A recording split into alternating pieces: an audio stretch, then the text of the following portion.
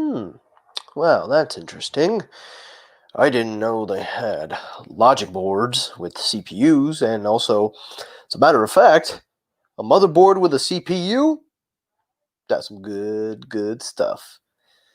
I don't know, I'm just talking to myself. What's going on, everybody? Michael here. Welcome back to another live stream tonight, boys and girls. And tonight, we've got a good one. So, just waiting for it to start up here on my end. Looks like we are good to go. Just making sure everybody's in here. So, as you all start to join in, I will run down the disclaimers. So, disclaimer number one, if you are new here, just tuning on for the first time, thank you for coming on. If you want to consider hitting that subscribe button, that is very appreciative of you. Thank you. Number two, to returning subscribers, thank you as always. Make sure you hit that like button and share this out because tonight I have not given my reaction of T-Vision, so you're probably going to want to hear that.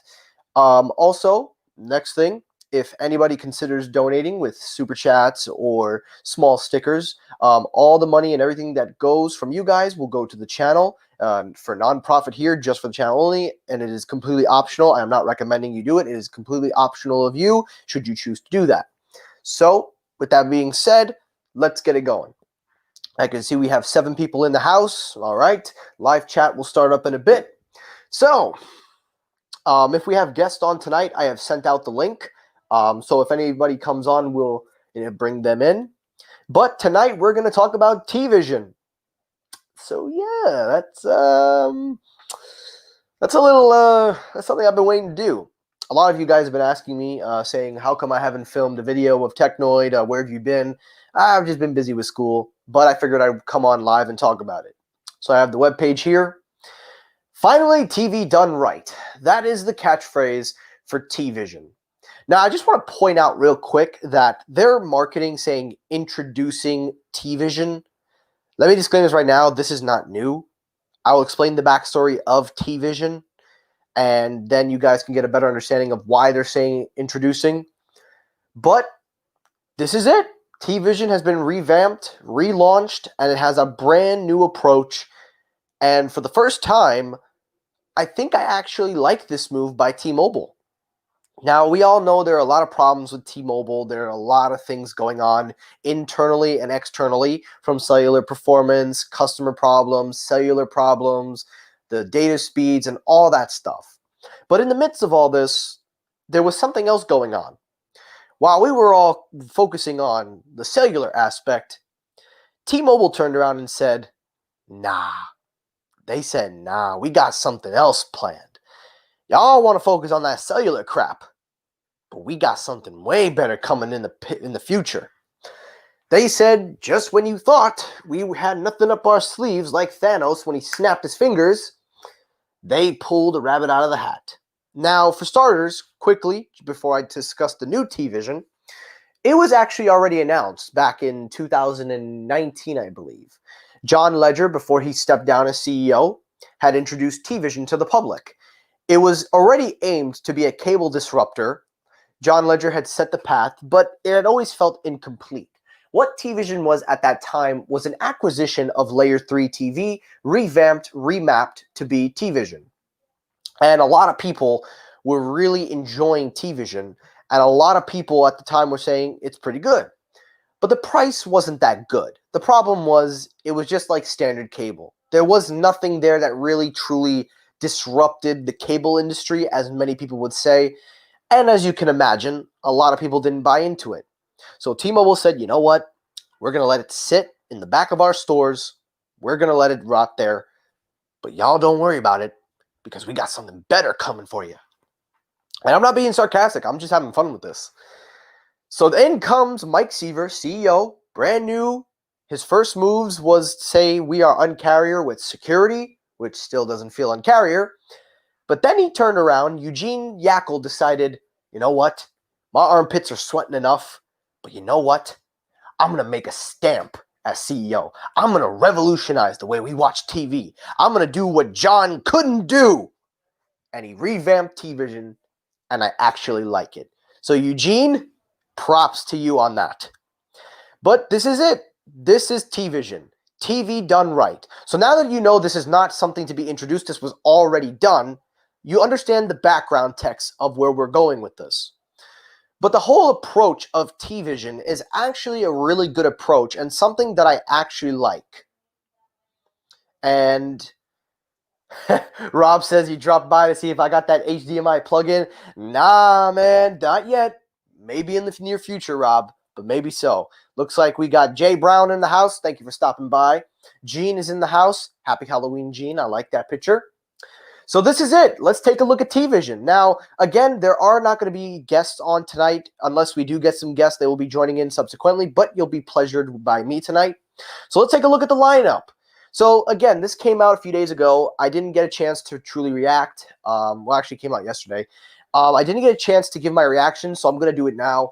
So basically what this is T-Mobile is reimagining TV and kind of trying to shake up the industry the way that it knows. It's pushing that whole carrier brand crap, whole uncarrier move, which let me just say right now, guys, if anyone thinks this is an uncarrier move, once again, let me just say right now, this is not an uncarrier move. However, it is a good move, but it's not an uncarrier move. An uncarrier move is when you make an impact that the entire industry shakes up. Brendan goes, Sling Vision. That's exactly what I was thinking. Sling TV, except for T-Mobile. Gene, we will get to that as well. We will talk about where it's available in other places. But the whole idea is that this is basically T-Mobile kind of revamping and bringing back what we enjoy about TV without all that boxy crap and stuff. Now, somebody that actually pays for their cable, someone like me who has Fios, who uses Fios cable, internet, and home phone, let me just say right now, there are a lot of claims that a lot of people say that are completely true. Those fees are annoying. Those taxes are annoying. The bills are annoying. Well, bills are always annoying in general. But mostly the cable crap that you hate is annoying. So T-Mobile kind of wants to aim and say, you know what? We can do it better. Because you know what we're going to do? We're not going to have that many plans. We're going to have what you need, and you can add on what you want and what you don't want. There are no annual service contracts. It will be half the price of cable TV. It will be so easy to set up at home that you practically won't need any boxes, and there will be no hidden fees. Now, there's something in there that I didn't mention, which was taxes, because if all y'all thought that this $40 a month was taxes and fees included, read the fine print. Plus taxes. So, just if you guys thought that T-Mobile was not going to include taxes or whatever, you got your confirmation. You have to read the fine print. Taxes are now not included. So this is our first sign that T-Mobile is going to be doing away with taxes and fees included. But taking a look at the lineup, there are several plans. They have T-Mobile Live. Then they have T-Mobile Zone, I believe, Live Zone, which is a sporting package which helps sports with some things like that. And then they have a $50 plan. Again, we will go into the details as this video goes along. They also have a standard basic service, which is T-Mobile T-Vision Vibe, which is basically kind of more comedy, lifestyle, music, kind of more easier things. And then they have the premium entertainment a la carte, which is basically just add-ons that start at $5.99. So again, they couldn't get out of that. Now, quickly, before I go into the details of the plans, T-Vision is available only for T-Mobile and Sprint customers, so you will not have a plan. So if you don't have a plan with Sprint or T-Mobile, you cannot get this, but I have a feeling as things go along, they will probably figure out a way to kind of get people in. So if you're getting T-Vision, you're probably just going to have to create an account. Oh, we got Tim in the house. Tim, thank you for stopping by. I appreciate you as always. Now, there are a couple of other things that they tout about, saying there are no box rental fees, which we will explain. There are no installation appointments, no surprise fees, and you can make changes to your accounts, and they won't charge you extra or whatever. So let's kind of dive into T-Vision. Now, T-Vision is not the standard cable that everybody thinks. It's kind of like YouTube TV, Hulu TV. The only difference is that it will be using your phone and TV software that you have pre-installed on your TV and also other things, and you can use it as a streaming service. So basically, this is positioned to be a streaming service. That is really the end game for T-Vision. It's going in the streaming direction, which is something that I really, really like and I really enjoy. T-Vision says it will cut your cable bill by half by including more and more. I believe, from what I understand, they're trying to eliminate the box world and just give you a dongle, which we will get to again. We will talk about that hub. And of course, they do talk about the channel lineups. Now, a lot of people have been talking about this. I'm also putting in my credentials so we can see what could I be available. Now, there was somebody that did mention that TVision is available in select markets. Yes, they are still rolling the service out, so we are going to have to wait and see when this service expands. They are going to, and thank you, Jared, for bringing this up. They will be bringing non-T-Mobile and Sprint customers next year. Okay, so thank you for the clear up. Appreciate that. So let's take a look at the channels. So this is based on my region. I blocked out my zip code for privacy purposes, of course. But these are the channels you could pick. For $40 a month, you get 35 channels, including local channels, according to what they say. So the couple of featured channels are ABC, NBC, Telemundo, Fox, MyTV. For sports, you get ESPN, ESPN2, FS1. These are your sports selections. For the news, you get the major news broadcasts. You also get your general channels, which are, of course, as you see here, I'm not going to name them all by heart, but the ones that stand out to me is USA and TNT, because I like watching Monday Night Raw, and also TNT for AEW, so that's a plus for me. Then you've got your family channels. They have Cartoon Network and Disney Channel Junior, or Disney Junior, whatever it's called. Now, there are some channels lacking, so that is where you go into the Live TV Plus, where it gives you a few additional channels. As you can see, it gives you a more wider variety of choice. With sports, they do give you more sports channels with ESPN College, so if you're a college sports fanatic, this is the way to go. With news, they relatively stay the same. General gets a few increases with TCM, Nat Geo Wild, and a couple of other things, but the family plan also stays the same, but adding Freeform in there, which Freeform is good. And yes, there is no A&E. Jarrett, you are right. There is no A&E network. They still have not added them. No Antenna TV or Me TV. Yes, that is correct, Gene. They should have made Latino version. I think they're willing to expand, but they have to go along. We got to wait and see. But yeah, there are a lot of things that are missing. So there are some things that people are saying that they're missing. But of course, this is going into consideration probably because they're still rolling this thing out. And by next year, hopefully they'll have more on the lineup. But if you go with the live zone, that is where the sports fanatics go up to an even measurable. Because not only do you get more sports, but you get NFL Red Zone, NFL Network. You also get golf. I mean, who the hell wants to watch golf? I mean, I love golf, don't get me wrong, but my goodness. You're going to pay $60 just to get a golf channel. Just imagine it. So we're going up to the 215 tee mark. We're going to watch Tiger Woods plow through the T9 in 6-4. The putt is good, and it's a goal. Well, actually, they don't ever cheer like that. Caleb is in the house. Caleb, thank you for stopping by. Kathy, it is a pleasure to have you on tonight. Good to have you all on tonight.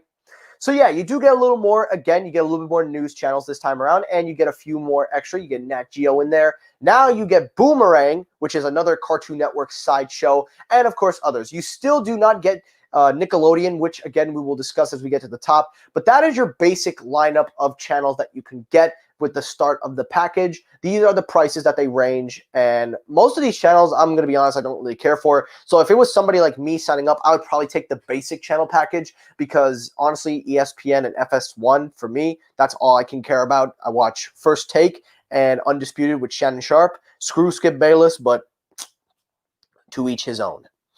It is very similar. I have to say it is very similar of YouTube TV, which is something that is really kind of surprising to me. I actually wasn't expecting it to be that similar, but it is relatively similar. They do have some good lineups, but we have to wait and see when they keep going. But now let's take a look at Dive. Also, I'm just pulling up the next one. Let's pull up TVision Vibe.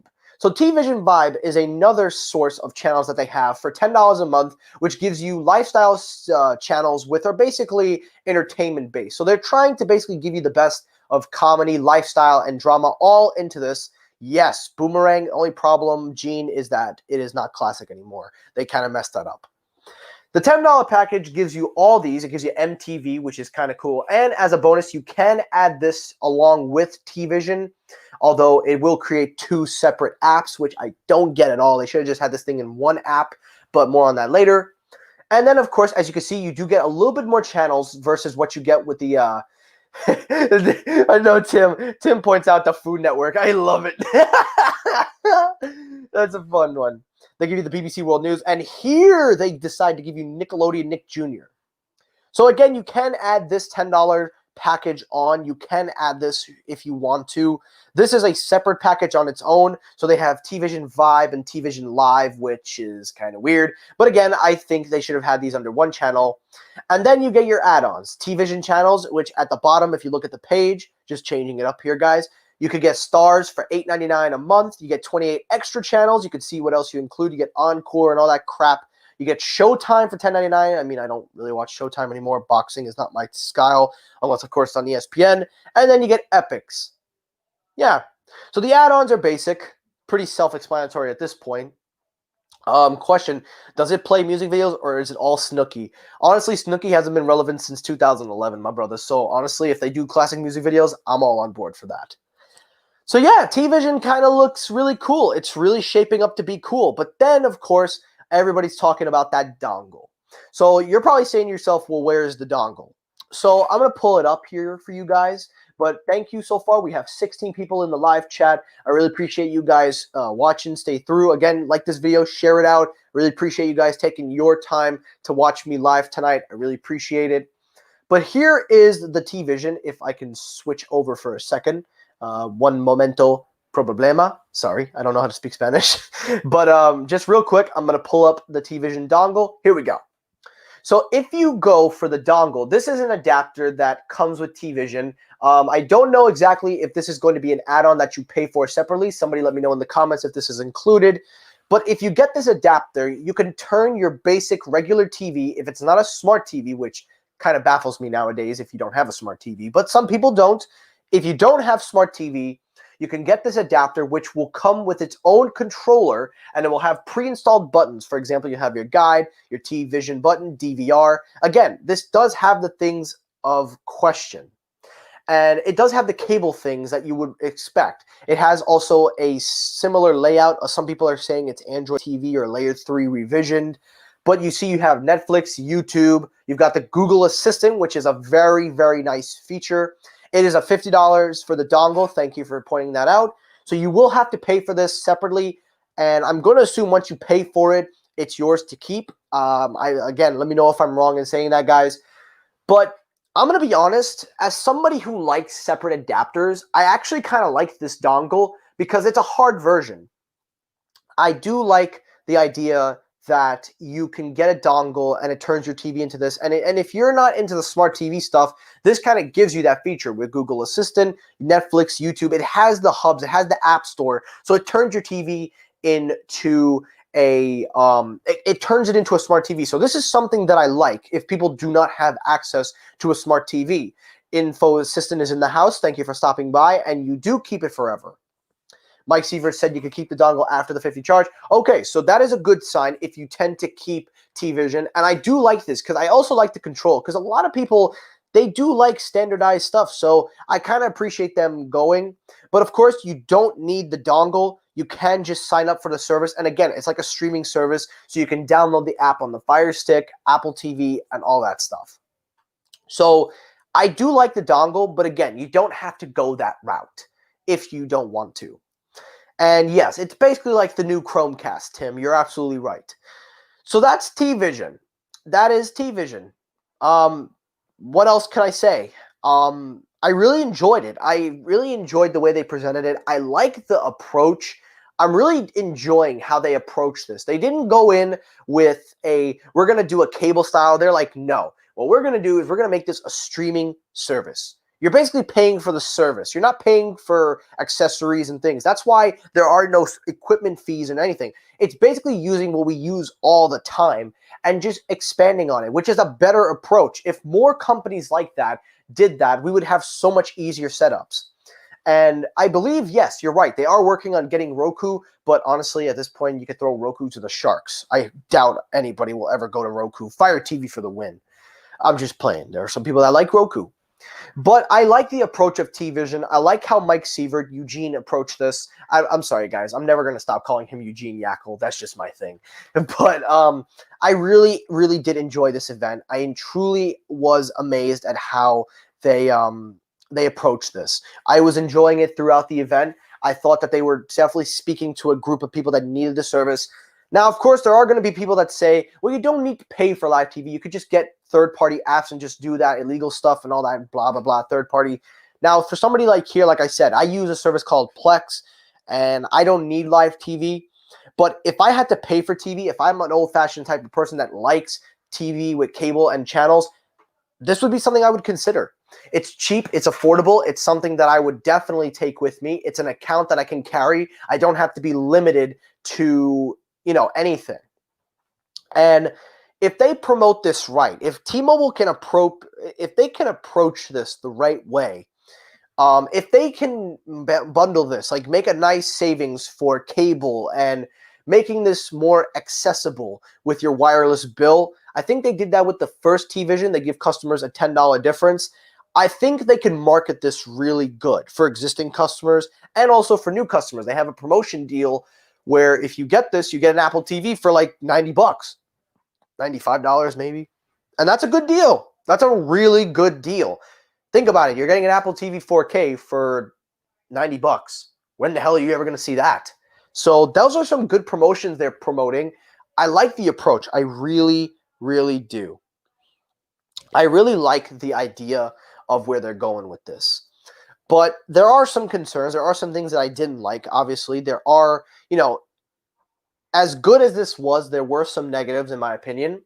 My first negative would have to be that they are including the taxes. Now, of course, we know that this is the route they're going, but for something as Un-carrier, I was kind of disappointed that they didn't want to keep that promise as they were all about the taxes and fees included. I'm happy about the fees aspect, but the taxes aspect, that kind of got me. So it's kind of the segue point for them to, it's going to go away. So it's kind of sad in a way, but I'm not too happy about that. Another negative that I don't like is that even though this is a good, liable solution and a lot of people will gravitate towards this, I'm not sure if it's going to make a big, if it's going to make a big splash. It's a nice revamp. It's nice how they're approaching this.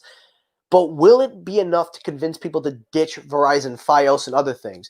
AT&T TV, that's probably, because the second year, those fees go up by a lot. So there's no problem if they want to switch over to AT&T customers. But I will say, it is a very compelling TV service. I like the approach. I really appreciate where T-Mobile is heading with this. And even though I don't consider this a Un-carrier move, I will say this was a very, very good move, a Un-carrier-like move, because it does disrupt the cable service, but it doesn't feel significant enough for me to say Un-carrier. It's Un-carrier-like. But I do appreciate it. I really was impressed with the way they marketed this, and I do hope they keep the marketing going. I really, really do hope they keep this going. I actually support T-Mobile for this, and Mike Seaver, this is actually a good step for him being CEO. Now, they have to work, in my opinion, they have to work on the network. They got to keep working on that. And they just added N41 from what Steam Mobile Tech posted and other people watching in the updates. So if they're aiming this for streaming, the cellular speeds have to be there. And I think their network will be peaked out to support T-Vision. But with that all being said, I just hope somewhere, at least in my own personal beliefs, I really do hope that if they're going to push this as a streaming service, they make sure they keep this approached, as I would say, maybe kind of use this with your cellular plans. They have to do that. Also, by the way, shout out Tito. Thank you for joining on tonight, Tito. Appreciate you coming in. I don't know. Guys, I don't know. If they market this right, if they push this right, if they do it right, then I think this will be a success. But if they don't, then they got something to worry about. But that is T-Vision. And I actually really enjoyed it. I really, really did enjoy it. I thought it was a nice presentation. I like the approach.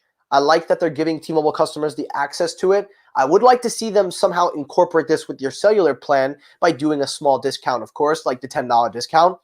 But most of all, I really like the approach that they're heading with this. Like I said, I'm just going to finish this up and then we'll get to the next few stories and then we're done for tonight, guys. But I like it. I think it's a very solid option for people that pay too much for cable. This is a very good step if you're a streaming person. I really do like the approach. Once again, I'm really enjoying this. But with that being said, let's move on to story number 2, which we will get to in just a second. But again, I'm noticing we have so many people on the live stream, so thank you all for joining me. Make sure, again, hit that like button, share this out, because again, I'm telling y'all, without you guys tonight, I would not have 17 people in the house. So thank you guys for tuning in. Let's get to story number 2. So moving away from T-Vision, let's talk a little bit about Samsung. So now you guys know I've been talking about Samsung in the tech world, and I've been really enjoying my time. I really am enjoying covering tech. You know me, I don't. Well, remember when I talked about Samsung, I said, don't try to toot your own horn at Apple. Note how I said people will catch on to your crap. Y'all couldn't even wait a year. And this is what you're doing? So it's bad enough you mock Apple for getting rid of the cord in the box. It's bad enough you mock everybody. But now you're going to take your charger and earphones away? But wait a minute, Samsung. Last time I remember, you had trashed Apple. You said, oh, we've got a black special 25-watt super fast charger in the box that somebody else isn't. But of course, you couldn't even go a year. Because according to reports, it seems that the Galaxy S30 or S21, whatever this phone is called, they are going to ditch the charger. And their reason why? Well, guess what? Whatever reason they're going for, I'm going to tell you the reason why. Because Apple did it. Yes, Tim, Apple did it. It's not because they want to save money. It's not because companies want to help you be more environmentally friendly. No, you know what they want to do? They want to sell their accessories. They want you to pay more, and most of all, they just want to follow the trend because they know everybody will. But what amazes me the most is that Samsung could not wait a full year. You guys just bragged at Apple that, oh, you took away everything in the box, but we're still giving it. Now you're going to do this? You see, people, this is why you cannot support corporations. This is why you can't be a fan. That's why I'm not a fan. Because I'm not a fan of Apple. I'm not a fan of Samsung. I like them, but I'm not going to call myself a diehard fan. Because truth be told, companies do not give a damn about you. No company cares about you. No company cares if you can pay your bills or not. They just want your money. And Samsung's going to sell $1,000 price phones with no charger, especially a fast charger in a box. That's because Apple did it. And with that said, I would like to bring on our first guest of the night, Carlos S. Tech. Carlos, my brother, how are you doing tonight? Dude, what up, bro? What up, man? You hear this mockery? Do you hear this crap? Samsung wants to ditch because Apple did it first, and they want to do it. What did I say, bro? Everybody was like, no, Samsung will never do that. Let me tell you. Follow suit. Let me tell you something. When one company does something, everybody does it. And this is no excuse. This is no excuse. And I'm not being sarcastic. I'm actually passionate. I'm happy about this because now you people see. Now you know why I am not a fan of companies. They don't give a damn about you. They don't give a damn about me. They just want our money, and they know we're the suckers. We're going to pay for it regardless. And if listen, the headphones, you want to remove headphones from the box? Do it. Nobody's buying headphones anymore. They want wireless. What's up, Kimon? Thank you for joining. But if you're going to remove a fast charger that everybody uses, and you're going to mock Apple, and you're going to do it, talk to me, man. Tell me, what do you think? Well, I mean, this is how I'm looking at it, and maybe I might be wrong, bro, but is what a lot of people, Galaxy have been including a USB-C to C charger since 2018. So you already got many people that have gone through generational upgrades and have these bricks, and they've stayed around the same, 25 watts. So, nothing's new with that. So I think what they figured, they're like, you know what? Apple did it and nobody complained. And we know we have a lot of Galaxy fans, and they probably have the brick too. And if they come from Pixel's USB-C to C. A lot of Androids are USB-C to C anyway. So if you come from another Android brand, you got the plug already. Yeah, I suppose, it's one thing to say you can have the plug in the box. The only thing is they started shipping the USB-C plugs with the Note 10, I believe. I believe that was the first phone that did it, because then after that they were just doing adaptive charging, which was the S10, like that USB-A. Oh, yeah. But I would have waited a year. At least give it a year. Let people buy their phones. Let them get the adapters and the chargers. So when you remove them, you can make the argument people have them. The only reason why Apple gets more hate is because Apple just switched to USB-C on all phones, USB-C to Lightning. But the years prior, they were only shipping USB-A. The Pro and the Pro Max were the only phones that had a USB-C charger. If you had an iPhone 12 or a 10R, you were getting the 5-watt charger. So you couldn't make the switch unless you bought third-party bricks and cables.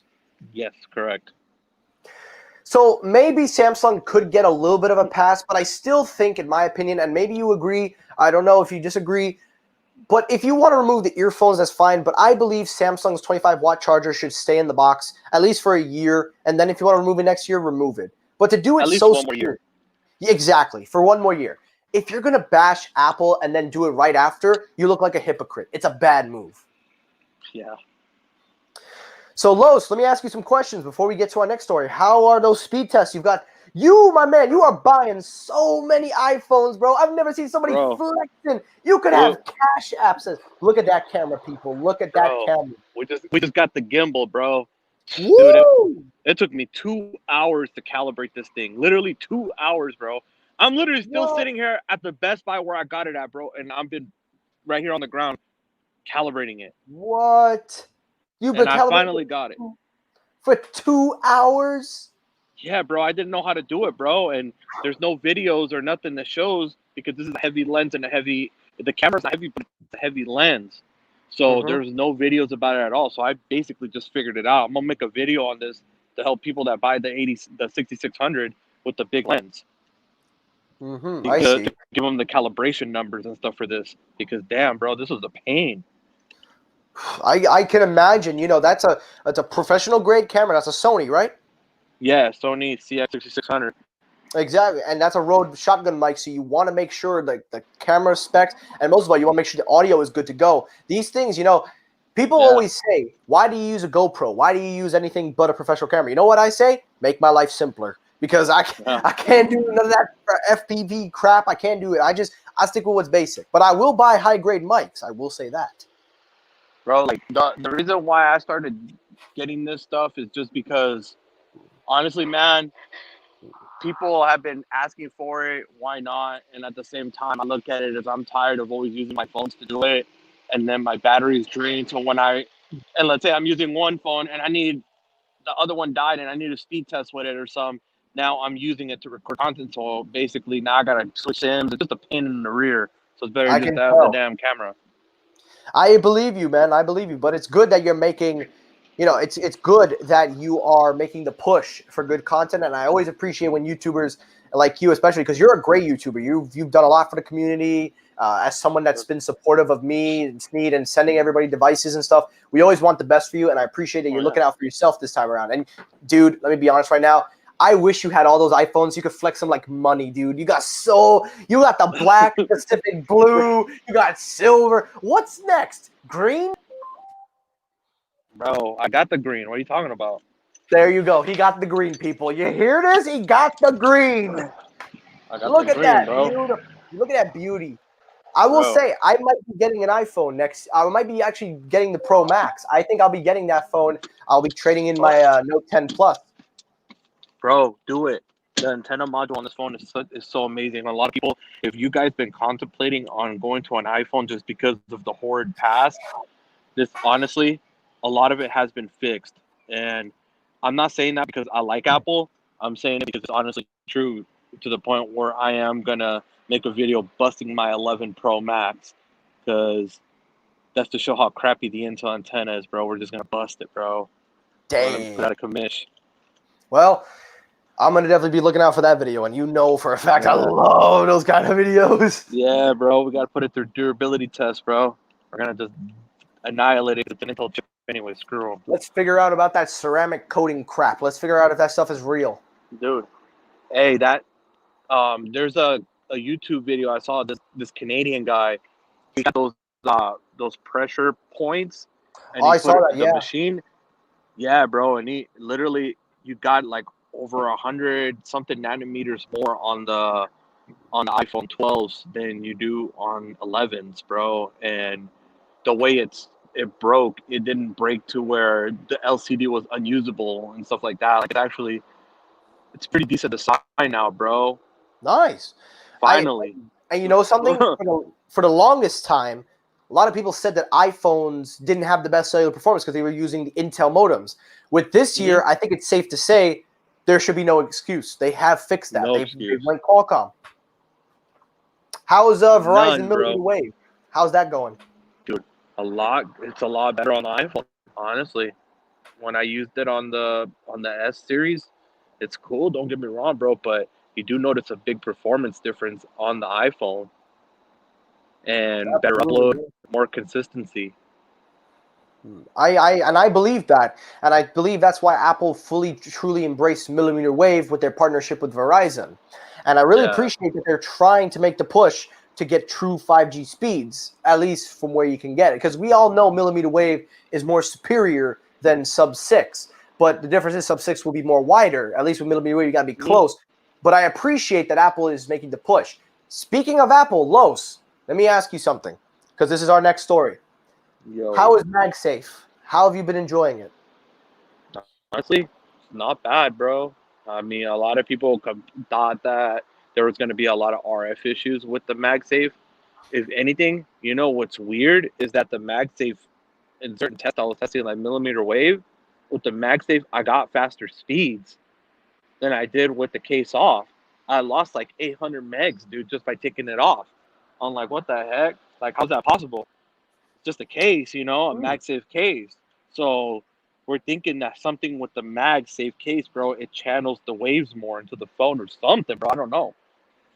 It's just Well, what if I told you that maybe next year, maybe whenever they decide to do this, but what if I told you that Apple might be bringing some kind of reverse wireless charging feature using that MagSafe? good. I mean, bring it. That's where we're heading with this. According to an FCC ruling, Los, it says here that the iPhone 12s might have a reverse wireless charging feature that can be used with their AirTag trackers. So according to the FCC filing, this was an accessory that we talked about that I had discussed on Casual Alert. But basically, Apple will be using that magnetic adapter, that magnetic accessory that will go on the back of the iPhone, which would use MagSafe.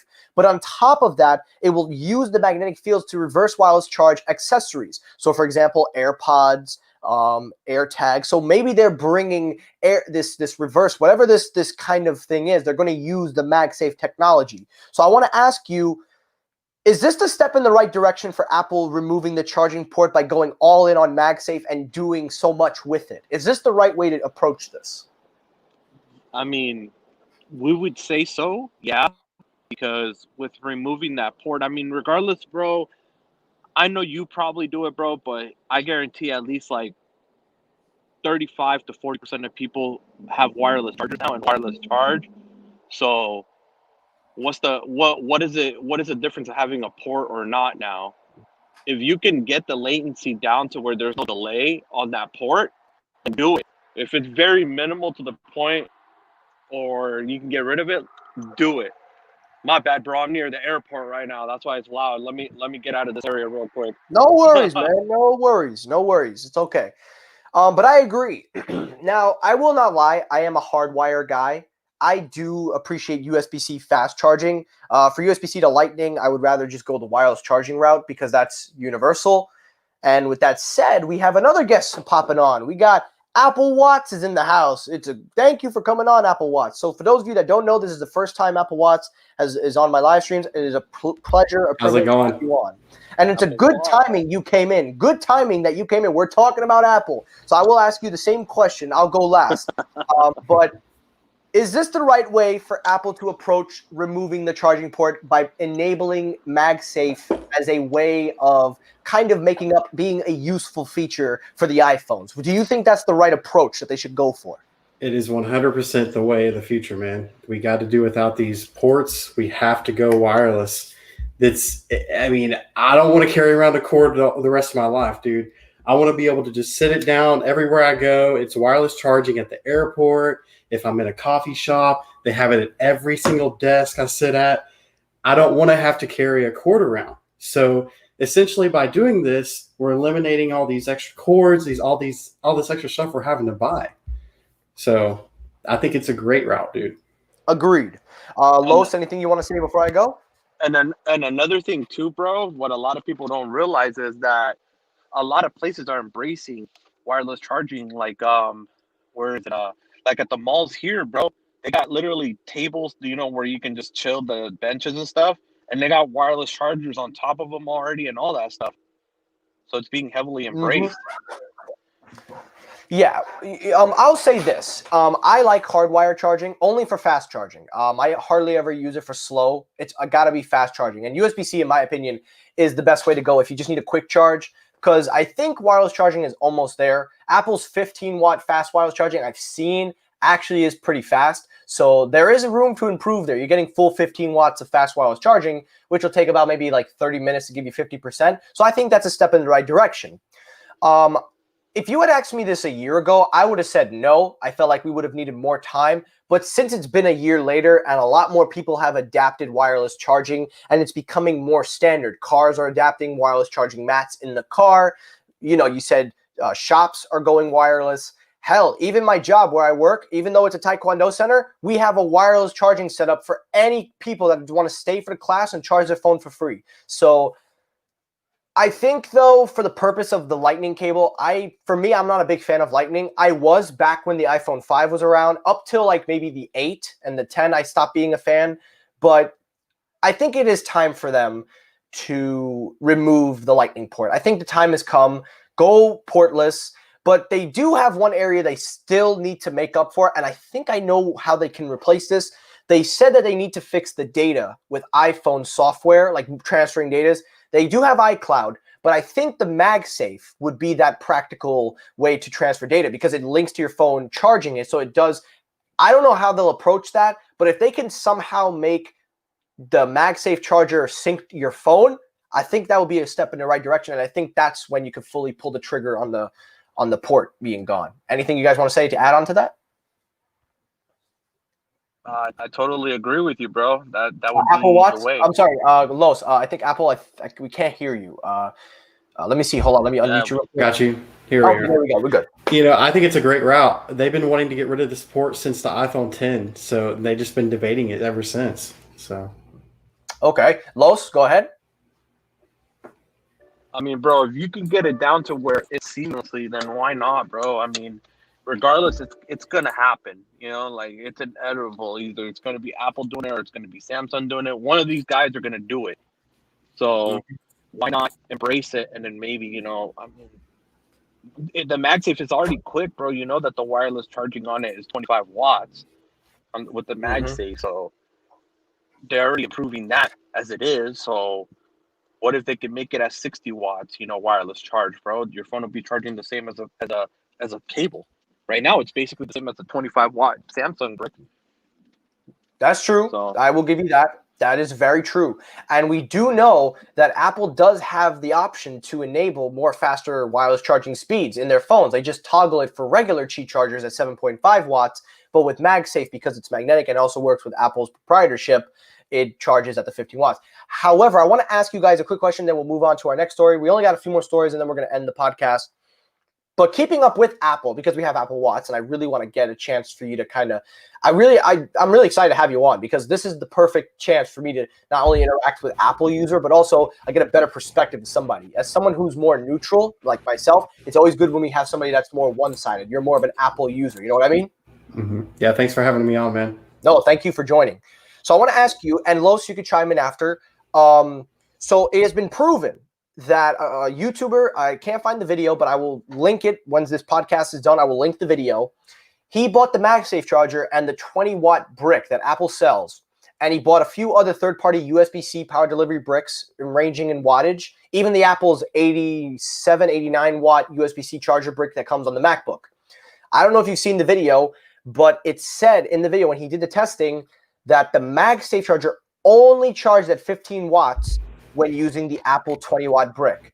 Compared to every other brick, including the MacBook Pro charger bricks, it did not go fast. So I want to ask you, is that a bad way to look for MagSafe, making more people buy that specific brick? Or do you see that more as just, you know what, it's okay, you can live with it because it's a USB-C brick regardless? Not at all. I think the market, I think everybody needs to realize, hey, there's going to be a ton of third parties out there, and this is Apple products. So when you match an Apple product with an Apple product, the testing is going to be phenomenal. They go through extensive routes of testing all this stuff, and they are behind the scenes are testing other stuff with this. So we do behind the doors at Apple, they are testing this. They're doing exactly what you see here. So they are, comparing apples to apples, like what other charging bricks are there out there? So, yeah. Okay, that's fair. Los, you want to say anything? I know you're driving. Yeah. Bro, this will be in the right direction, bro. Regardless, bro, Apple accessories, I understand with the accessory part, bro. Like, they like to have their own stuff, and it likes to be more compatible with their own stuff. But regardless, if you can make something that's basically compatible, why not? I think it's going to be the same regardless. No matter I agree. I do agree. You're right. But there is one problem that I have that I disagree. Is it not working with their own MacBook Pro chargers? Now, maybe they're working behind the scenes to make that work. Maybe they are working on that. Maybe they can enable that in the software support. I don't know. I don't know how the protocols work. I don't know how the power delivery works. But yeah, what's up? So you're saying that when you plug in the iPhone, when you use the Pro brick, the 87-watt one, you guys are not having fast charging with it? Because I am. It doesn't max out at the 15 watts. The user did the test. He said it wasn't maxing out at 15. It was only maxing out at around 9 watts for some reason. 8 watts. On the cable or on the wireless with the MagSafe? On the wireless, using the MagSafe. So he plugged in the USB-C and into the 87-watt brick, and he used that brick to power the MagSafe for the phone. Oh, okay. Because I thought you were talking about from the cable, from the seat to lighting. I was gonna say, bro, it'll take bro. No. Even their own 18-watt brick that ships with the iPad Pro. So that was another follow-up I wanted to ask. Do you find it a little strange that it only works with a 20-watt and not their 18-watt adapter that comes with the iPad Pro if you're an iPad Pro user, and even if you're a MacBook Pro user? Do you find that a little strange? Yeah, that is a little strange, bro. I'm not gonna deny it. There's no excuse for that. It should work. It just wouldn't work to the fullest extent, of course, but there's no excuses for that. Yeah, I'm not trying to position it in a bad way. I'm just saying because I find it strange that they just came out with the 20-watt adapter. So yeah. they just came out with it, but they've been selling 18 watts. I would have thought that they would have let it work with the 18-watt adapter because that's more common, what more people probably bought versus the 20-watt. That's my only area of what I don't like is now you have to force people to buy the 20-watt when it could have been compatible with 18-watt brick. I mean, you could stop selling the 18-watt, go for the 20 if anybody doesn't. But for those that have it, now you got to go buy another brick. Yeah. Here's my thing. Like, we all have these Apple devices. We have a phone. We have a MacBook. We have an iPad. And we always take this with us everywhere we go. Why can't they just make one charger, one solution for all of this? And we have to buy 5 different chargers for this.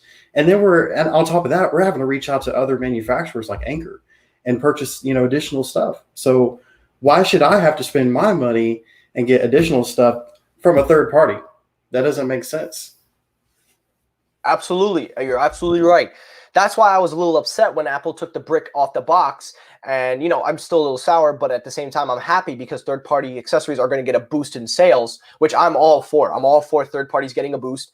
But you're right. We shouldn't have to go through this. Like, I could understand if Apple had released the USB-C brick last year on the 12s, not the Pro and Pro Max, because Pro and Pro Max users will be fine. They'll survive. But the standard people, the average consumers that bought the 12, the best-selling version of the 11, whichever one it was, they didn't get the USB-C experience. And chances are they probably didn't. They probably still went with wireless charging, which is fine. But this was the year they pushed USB-C to Lightning, which is fine. You know what? You gave us USB-C in some sort of way, so you know what? I'll take it. But you missed the mark when you didn't release the charging, because people now have to go pay for that haven't adapted. Now, I'm sure a lot of people have. I'm not saying everybody. Some people have. But then there are some people that haven't still caught on to that train because they either don't have a newer iPad. Like, chances are they don't have the iPad Pro. They don't have a MacBook Pro. They may have an iPad Air. Well, now they will, because the newer one will have USB-C. So they'll probably have an iPad Air, but chances are they probably have the cheaper iPad or the iPad mini that uses Lightning. So my final question, then we'll get right to the next story, is what is your take? You just mentioned it with, why should I, the convenience sake. To those people that haven't made the jump to USB-C yet, how do you feel about that area of like Apple pulling the trigger, but kind of misfiring in some areas? It all comes down to the port. It is still on the phone. It is still a Lightning port. There is a port to charge it. So if you're going to leave it out of the box, and I want to sell this phone, I have to go get one to sell it with the phone if I want to sell it on eBay or through a third party, and so forth. So essentially, I'm having to provide that on top of everything else. Now, it may get to where the sellers don't even, the buyers don't care about that, and they have plenty. But, it does still exist on the phones, so why should we do without it? And I don't quite get it. They could have at least included the smaller adapter in there in a USB-C form. It would have done excellent, just enough to get by. And then you would consider the 20 watt as an upgrade add-on. Okay. Exactly. So yes. It doesn't cost $100 for that extra little bitty 8 watt or whatever you want to call it. It does not cost $100 for that to put in the phone. I understand the 5G is more expensive, but I just don't like. I agree what you're saying. I personally have plenty of chargers, so I don't have to reach out. But I do get a new charger every year just to be on the safe side, because it has been my old phone. My old phone has been degrading in battery life. We all know technology doesn't last forever, so I'm going to replace it anyways. Okay, that's fair. You know what? I agree with that area. I actually know where you're coming from, because I too do buy new bricks here and there. Los, anything you want to add on, and then we'll move right on to the next story? Or I'm so sorry, bro. I'm finishing up a conversation okay. on the phone because it's important. I'll be right back. Give me like 2 more minutes. Go ahead, take your time. No worries. I'll work with Apple Watch. All right. So we kind of are on the same page, and I'm glad about that, because a lot of times people say you're too hard on Apple. Me anyway. They say I'm too hard on Apple. I'm too hard on people. I'm like, I'm not too hard on people. I'm just hard on the fans. Yeah, every company needs a push, Of course. And Apple, listen, I like the approach from Apple going forward. I really like this new Apple, this resurgence. I don't know where, because 2 years ago and a year ago, I was done with Apple. I was like, I don't like this Apple. I didn't like the way they were positioned. But then when they came out this year, and I'm like, they kind of did a full 270, not a full 360 yet, not yet, but they were at 270. They're about to be at 360 when they get those CPU, Macs. Then I think they'll do the full 360, because then. But speaking of Macs, you ready for this? macOS Big Sur 11.0.1 beta has been released to the developers. So the question now is, when is Big Sur going to be released? Now, there have been a lot of reports saying that there's going to be another Apple event that will introduce the Macs with the ARM-based CPUs. A lot of people are saying that they could have a November event, that they could show off a few more technologies. I'm calling BS on that. I don't think Apple would do another event. They've already done the WWDC. They had their September event and an October event. They've had 3 events in a row.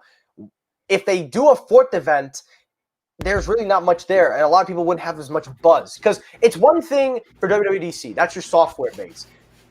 You get the iPhone event. That's the biggest one. You got the Apple Watch and I believe the iPad Air for a separate event. That's fine. But now you want to push the Macs. The Macs don't make up a big margin of sales for Apple to make a big event like that. 3 years ago, it was a different story. 3 years ago, it was more practical. But in the time since, not a lot of people buy Macs. That's why they made iPad more of a seller. That's why they kind of put it with the Apple Watch, not just because the iPhones weren't ready. But I want to ask you, do you believe, because I saw you shake your head, so I already know what you're going to say, but do you believe that Apple is going to have a November event? And if or if not, when do you think Big Sur is coming out? No, that's way too soon. They're just releasing the first beta. This beta can go on for weeks, dude. This is more likely going to be pushed into next year, early next year, and around that time they do the iPad Pro refresh. So, and we did skip last year in 2019. There was no iPad Pro refresh. There was one at 18, but there was one this year. So I do see them pushing this into 2021, about February, March timeframe. I don't see that. I think they want to get this right. I think that'd be too fast to push it out to the public. Okay.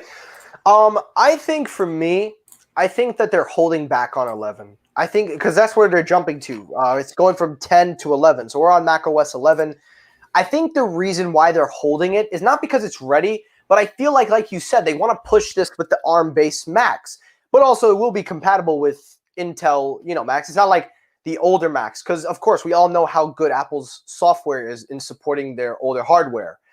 But with that said, though, I would say February. Maybe March, or maybe who knows, because it would line up with a March event. They didn't do one this year. They didn't do one, but they did a refresh. They did do a March refresh on the website, but it was an event. But if they did do something like that, I would say March. But to hold a software for that long, and March. What's up? March. Oh, so you think March as well? I don't. If they're gonna really, I mean, dude, iPad is due. An iPad Pro refresh is due, and I know they said that they are going to release a new MacBook Pro. That's for sure. It's going to be another one released. And when I talked to an Apple person, they said that they are with the ARM processor, and it should be. You're right. Probably around March. Mm-hmm. That's around the time they do the refresh for the iPads, and we do expect 5G coming in these new iPads as well. Mm-hmm. They're really going all in on 5G, and I think the iPad would make the best sense. Go ahead, Los. Oh, and another thing, bro, is this is rumored because the X60 will be more available in January, and if they do come out with this iPads in March, that most likely they will have the X60. The iPads will. That's awesome news, dude. That is very good. That is really good.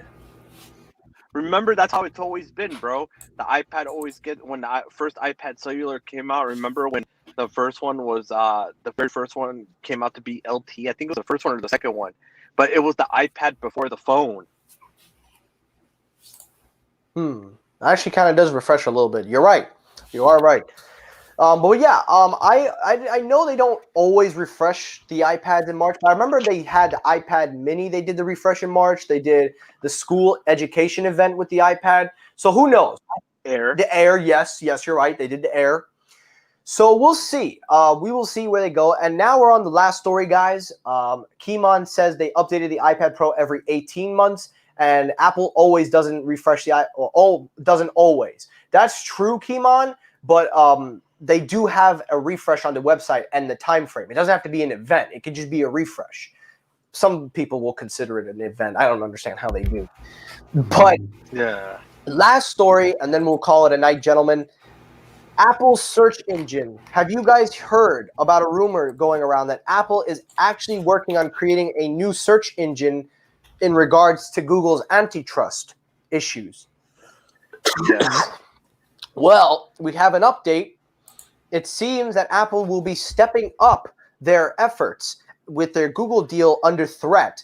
According to the FT reports that Apple is not only is going to be stepping up their efforts, but that they have internal sources saying that there is enough evidence and industry commentary saying that this is going to be in effect come down further iOS 14. So according to the statement here, which I will highlight for you guys if you want to see real quick, basically, according to the sources, they're saying that Most of these changes may be coming in iOS 14 towards the end of the cycle. Some say maybe for iOS 15. But the reason that Apple is doing this is because of all of the things going on with Google and the whole antitrust that's been happening.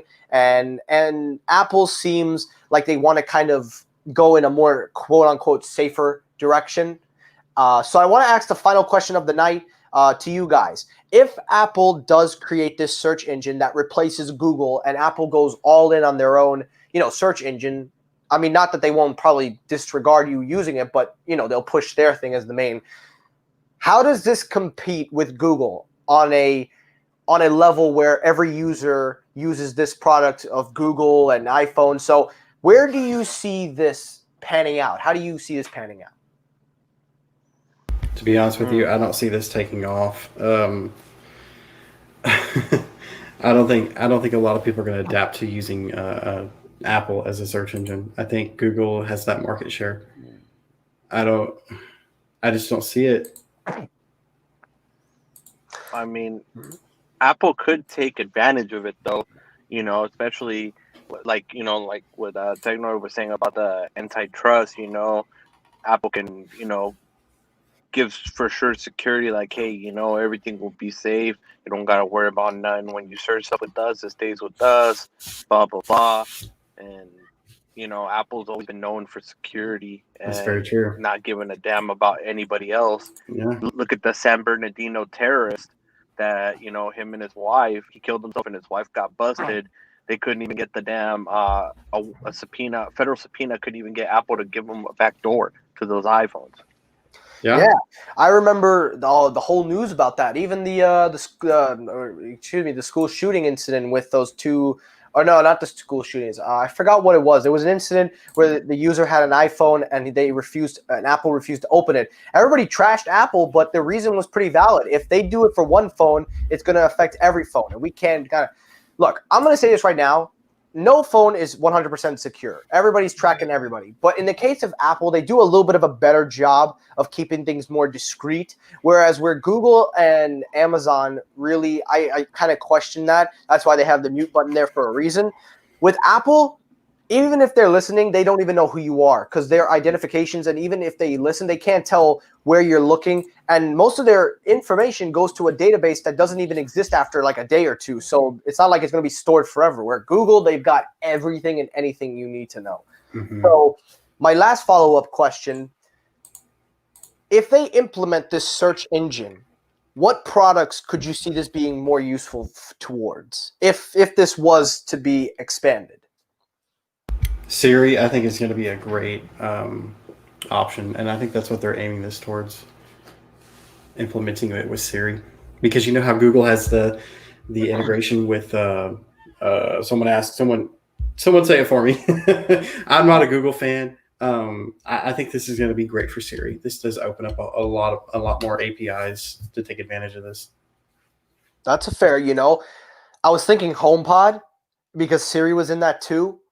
I was thinking, but you're right. Siri would definitely benefit a lot from this because, Siri, compared to the other guys, obviously has a lot more to go. It's got a lot more catching up to do, but implementing their own search engine and implementing their own features would definitely put them in the same realm, would definitely get them up to pace because that's Apple. They can do what they want at that point. They don't have to rely on, any other, engine. They got their own thing. This all goes to say, everybody, they want their own ecosystem. So this is the answer to it.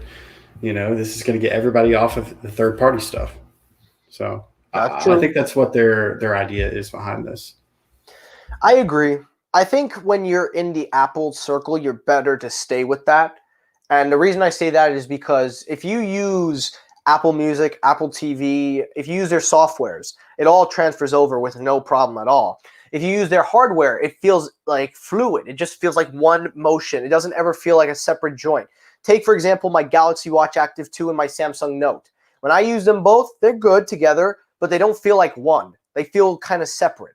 When I had my Apple Watch and iPhone, I felt like they were one. They never felt any different. But that's just me. Maybe some people see it differently than I do. Any final thoughts, gentlemen, before I wrap up the show?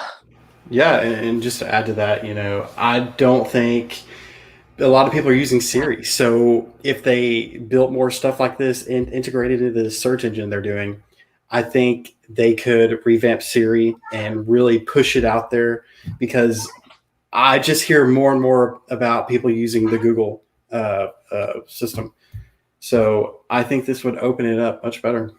Yeah, Google is great. By no means am I trying to, understate, because I am an Android user. I use the Google Assistant. It is a good assistant, but I think the security kind of comes down to it, and I hope that Apple capitalizes on that like they do all the time. And with that It's being, always about the security. yep, you're 100% right on that, Los. Security at the max. And with that said, gentlemen, it is a wrap. So, guys, before we end the podcast, I want to, again, thank you all for tuning in tonight. I appreciate you all hanging with me for an hour. I want to thank Apple Watts for stopping in when he did. This is, again, the first time. We will have a separate live event in the future with him and me one-on-one. We will do an all-Apple event. Don't worry, that'll be coming soon. We'll work on that. Los, it is great to have you back on as always. You are always welcome on, and I appreciate you coming on tonight. Dude, yeah, thank you, bro. Appreciate you, man. You're awesome. Hey, Yep. listen, you Thanks guys, for having me. you guys make the show fun and interactive. That's what we always aim for. Entertainment and pleasing the people. That is my job as a YouTuber, and that is my job to entertain the masses, as I would say from Gladiator. Are you not entertained? Morty! Oh, yeah. Come on, Morty! I turned myself into a pickle, Morty! A pickle, I turned myself into a pickle, Morty! Alrighty, well, thank you all for tuning in. I really hope you enjoyed this live stream, guys. If you did, hit the like button. If you dislike this live stream, hit that dislike button. It helps circulate my videos as well, so you're helping me out by disliking it in the process. So thank you all for tuning in. Have a safe night. Stay safe, everybody, and peace. Peace!